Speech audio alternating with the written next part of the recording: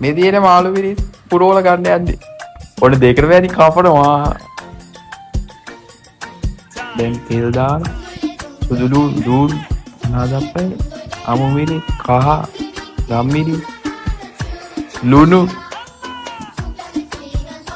එන්දිකා කෑලි පිරිස් දාන්න මොනවද මේ කූනිස්සෝ දාන පොල් කිරි හැඳි ගන්නවා පොල් කිරි වල කහ දානවා කොච්චි තරම් බලලා පුරව ගන්න ඇත්ති තරමට පුරව ගන්න හොඳට පුරව ගන්න දැන් හරි දැන් කියන්න ඕන ඔහම මොකෙන්ද කට්ටියෙන් තියලා පොල් කිරි දාන්න දාලා වහන්න ඔය මූඩිය උඩ කැඩුවේ මම හරි දැන් කම්බ ගන්න